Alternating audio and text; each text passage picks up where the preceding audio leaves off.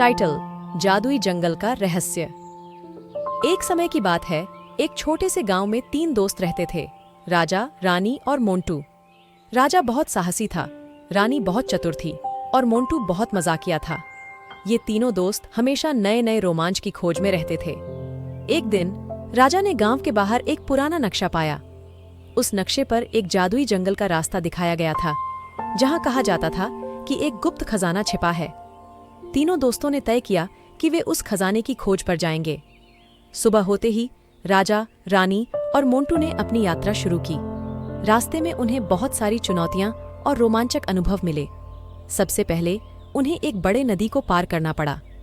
रानी ने अपनी चतुराई से एक लकड़ी की नाव बनाई और तीनों दोस्तों ने नदी को पार कर लिया।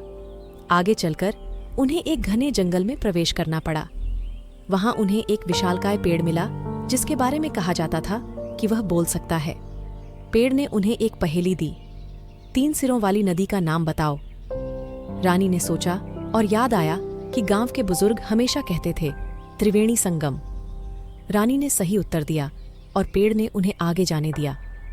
जंगल में आगे बढ़ते हुए तीनों दोस्तों ने देखा कि रास्ता बहुत कठिन होता जा रहा है। तभी मोंटू ने एक मजेदार चुटकुला सुनाया और सभी हंसते हंसते आगे बढ़ने लगे।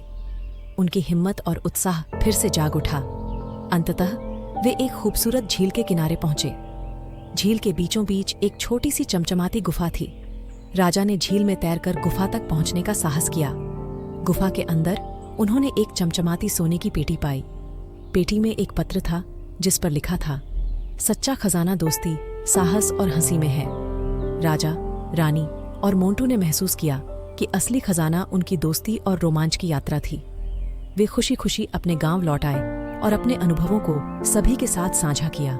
और इस तरह जादुई जंगल का रहस्य 3 दोस्तों की अटूट दोस्ती और साहस की कहानी बन गया। बच्चों ने उनकी कहानी सुनकर बहुत मजा किया और उनसे बहुत कुछ सीखा। Thank you for watching this video. Like, share and subscribe.